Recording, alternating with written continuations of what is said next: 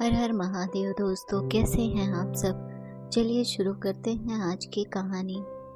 रंगों का हर इंसान के जीवन में बहुत महत्व होता है। हर व्यक्ति अपने जीवन को मनपसंद रंगों से रंगीन कर सजाना चाहता है।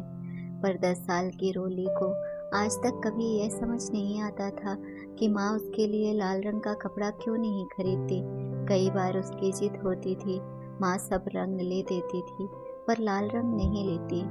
त्योहार आते, सबके लिए कपड़े बनते, पर रोली के लिए कभी भी लाल रंग का सूट नहीं बना। उसे याद ही नहीं जब से उसने होश संभाला है कभी लाल रंग का कपड़ा पहना हो। हमेशा अंदर से उसकी इच्छा यह थी कि कोई उसे लाल रंग का एक सूट सिलवा दे। फिर मन को समझा लेती थी, कोई बात नहीं, जब शादी होगी तब तो घर के लोग लेकर ही देंगे ना। रोली के मन में लाल रंग को देख अजीब सी बेचैनी शुरू हो जाती थी। अपने ही सपनों में खो जाती थी। उसकी 2 सहेलियों की तो शादी भी हो चुकी है। उनको शादी के लाल जोड़े में जब से देखा था तो उसने मन में एक बात बसा ली थी कि वह अपनी शादी में तो वही कपड़ा लेगी जिसमें लाल रंग हो। नैन नक्श रंग रूप की धनी रोली बहुत ही सुंदर थी।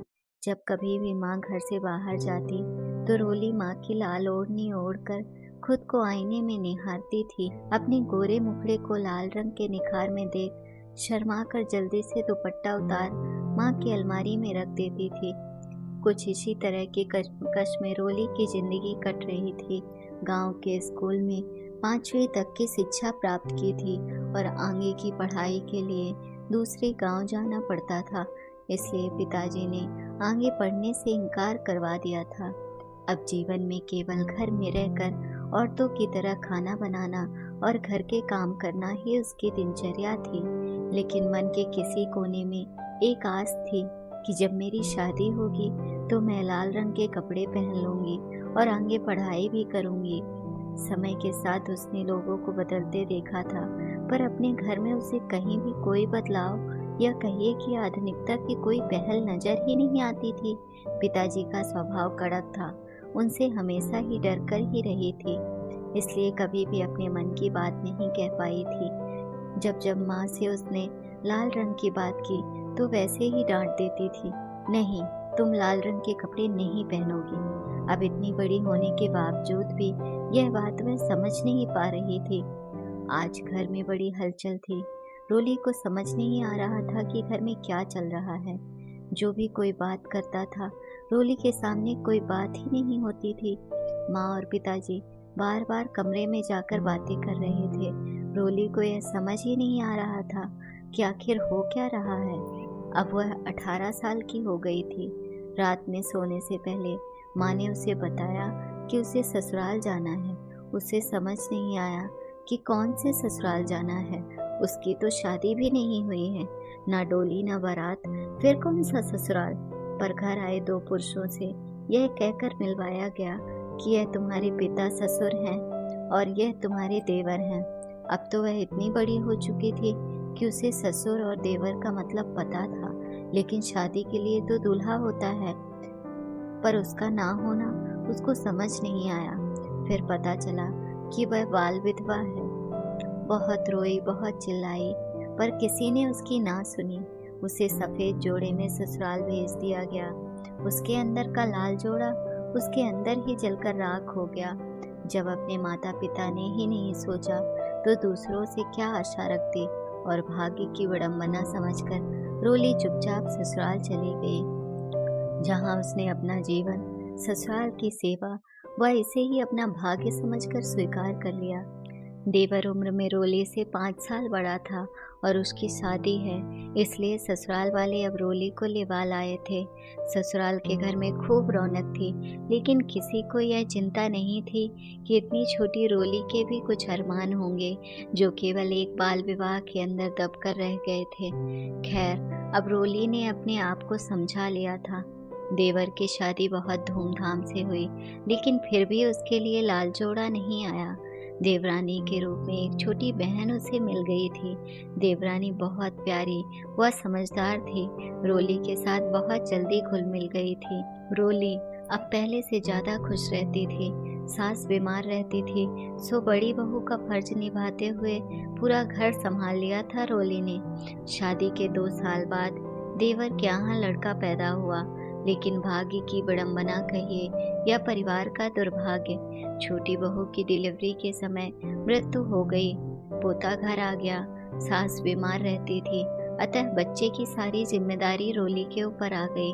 देवर तो एकदम गुमसुम हो गए थे, नन्ही जान का क्या होगा, यही सबकी चिंता का विषय था। घर की इतनी परेशानियों के बीच रोली को तो एक जीता जागता खिलौना मिल गया था। सास ससुर देवर सब दुखी।